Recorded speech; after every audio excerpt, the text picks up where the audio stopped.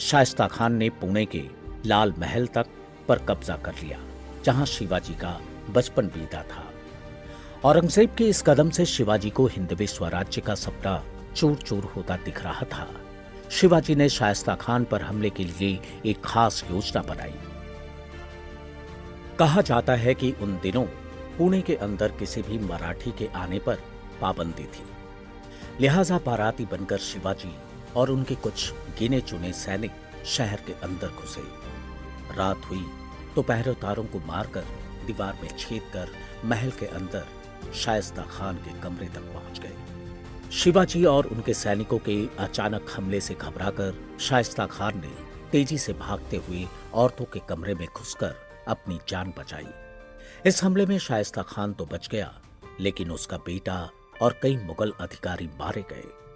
पर सबसे ज्यादा तकलीफ शाइस्ता खान को ही जब शिवाजी की तलवार के वार से उसके हाथ की 3 उंगलियां कट गई। इस अप्रत्याशित हमले के बारे में इतिहासकार डॉक्टर शिवरत्न शेटे कहते हैं, शिवाजी ने निशाना तो शाइस्ता खान की गर्दन का ही लगाया था, लेकिन जब वो छलांग लगाकर भागा तो उस समय किसी तरह उसके हाथ की 3 उंगलियां कट गई।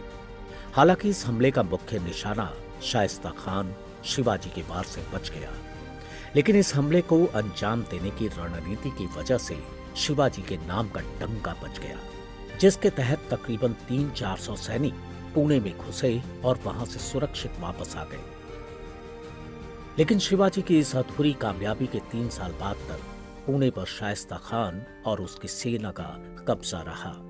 इससे जान माल की भारी हानि हुई, लिहाजा शिवाजी ने रणनीति बदलते हुए मुगलों के मुख्य व्यापारिक शहर सूरत पर हमला करने का फैसला किया। कहा जाता है कि 17वीं शताब्दी में सूरत व्यापारियों का एक बड़ा केंद्र था। वहां के बंदरगाह पर बड़ी संख्या में पश्चिमी देशों के व्यापारी आते थे, और सबसे बड़ी बात यह थी कि मुगलों ने यहां ज्यादा सैनिक भी नहीं तैनात कर रखे थे। इतिहासकार डॉक्टर शिवरत्न शेटे बताते हैं कि उन दिनों इनायत खान बहादुर नाम का मुगलों का एक वफादार सूबे का सूबेदार था, सूरत का सूबेदार था। उसके पास शिवाजी ने अपना संदेश भिजवाया। इस संदेश में कहा गया कि आपकी मुगल सत्ता के गवर्नर शाइस्ता खान ने हमारे हिंदवी स्वराज्य पर युद्ध थोपा है, हमें आघात पहुंचाया है। इसके बदले में आपको हमें कुछ रकम चुकानी होगी। शिवाजी की इस चुनौती को इनायत खान ने नजरअंदाज कर दिया। कहते हैं कि इनायत खान द्वारा अपने संदेश को ठुकराते ही शिवाजी महाराज ने 4000 की सेना के साथ सूरत पर धावा बोल दिया और 4 दिन लगातार शहर में धन दौलत इकट्ठा करते रहे। यहां मिले सोने, हीरे, जवाहरात से शिवाजी को बहुत फायदा हुआ। सूरत पर यह हमला बादशाह औरंगजेब को सीधी चुनौती थी।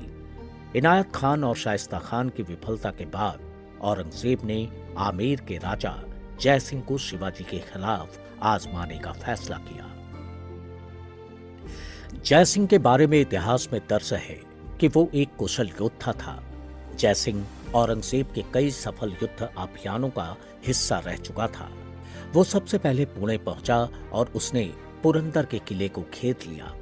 मुगलों की फौज ने वहां जमकर लूटपाट मचानी शुरू कर दी। कहा जाता है कि पुरंदर के किले में 4000 मराठा सैनिक, 3000 औरतों और बच्चों की जान खतरे में पड़ गई थी। शिवाजी ने मुगलों की भारी भरकम सेना को रोकने के लिए संधि का फैसला किया। इस संधि में जयसिंह और शिवाजी अपने अपने सलाहकारों के साथ शामिल हुए। दोनों पक्षों के बीच बातचीत हुई, जिसके मुताबिक एक संधि पत्र तैयार हुआ। इस संधि पत्र को भरी सभा में पढ़कर सुनाया गया। इसमें दर्ज हुआ था कि 23 किले और उसके पास की जमीन बादशाह की होगी। शिवाजी महाराज का 12 किलो पर अधिकार होगा, जिसकी आमदनी 1 लाख हुण प्रति वर्ष है।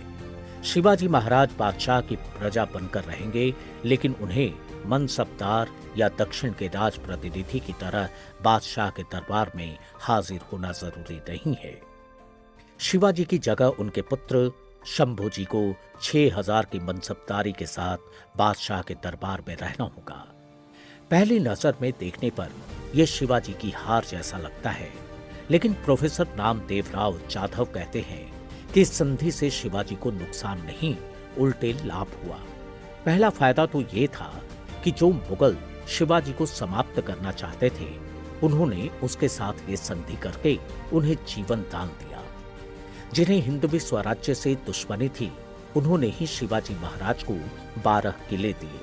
और सबसे बड़ी बात ये कि शिवाजी महाराज के पुत्र शंभू जी को 6000 की मनसबदारी भी मिली। इसे आज के समय में आप केंद्र में मंत्री बनने जैसा दर्जा मान सकते हैं। कुल मिलाकर इस तरह इस संधि से शिवाजी को बहुत कुछ मिला। शिवाजी और मुगल बादशाह के प्रतिनिधि राजा जयसिंह के बीच हुई ये संधि इतिहास में पुरंदर की संधि के नाम से मशहूर हुई। कहा जाता है कि इस संधि के दौरान राजा जयसिंह ने शिवाजी से कहा था, शिवाजी महाराज, आप जैसे शूरवीर और बुद्धिमान योद्धा विरले ही हुए। आपके बारे में तो यहां से दिल्ली और आगरा तक चर्चा है। महाराज, हम चाहते हैं कि ये संधि आपके और हमारे संबंधों के बीच ना आए। थोड़ी देर पहले तक शत्रु की भूमिका में रहे राजा जयसिंह के मुंह से ये बात सुनकर शिवाजी को शुरुआत में तो अचरज हुआ, लेकिन बाद में उन्होंने उससे मित्रता कर ली। इतिहास बताता है कि शिवाजी राजा जयसिंह के साथ बीजापुर के खिलाफ लड़ने भी गए। कहा जाता है कि कुछ शुरुआती सफलताओं के बाद मुगल सेना काफी दिनों तक वहां फंसी रही। वो बीजापुर पर सफल नहीं हो पाई। तभी एक दिन सैनिक शिविर में बादशाह औरंगजेब की एक चिट्ठी शिवाजी को मिली। इस चिट्ठी में औरंगजेब ने लिखा था, शिवाजी, मुझ पर भरोसा रखते हुए तुम बेफिक्र होकर जल्द से जल्द आगरा चले आओ। मेरे दरबार में हाजिरी के बाद तुम्हें मुगल सल्तनत का समर्थन मिलेगा। इससे तुम्हारा प्रभाव बढ़ेगा और तुम्हें वापस जाने की इजाजत भी मिल जाएगी। औरंगजेब का यह प्रस्ताव शिवाजी पढ़कर शिवाजी सोच में पड़ गए। तभी राजा जयसिंह भी वहां आ गए। शिवाजी ने वो चिट्ठी उन्हें भी दिखाई।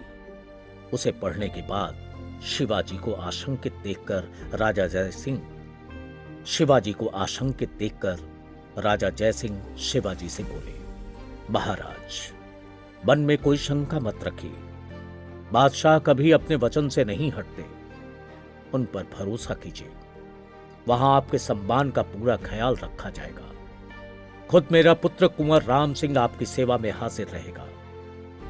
शिवाजी राजा जयसिंह की बात सुनकर बस मुस्कुरा कर रह गए। लेकिन हैरानी की बात है कि राजा जयसिंह ऐसे समय में शिवाजी को आगरा जाने को कह रहे थे, जब मुगल सेना बीजापुर की चुनौती से मुश्किल में थी। दरअसल जयसिंह को यह आशंका थी कि शिवाजी पाला बदलकर बीजापुर के साथ जा सकते थे। वैसे भी मुगल सेना शिवाजी के अधिकार वाले 2/3 क्षेत्र पर कब्जा कर चुकी थी। ऐसे हालात में मुगल शिवाजी को बिना कोई नुकसान पहुंचाए उन्हें दक्कन से बाहर करना चाहते थे। इससे दक्षिण में बीजापुर और शिवाजी के गठबंधन का खतरा हमेशा के लिए टल जाता। शिवाजी शायद मुगलों की इस रणनीति को समझ नहीं पाए और राजा जयसिंह के बहुत मान मनोबल के बाद वे बादशाह औरंगजेब से मिलने के लिए तैयार हो गए। शिवाजी अपने पुत्र, कई विश्वास पात्र मंत्रियों, 1000 अंगरक्षकों के लाव लश्कर के साथ आगरा के लिए चल दिए।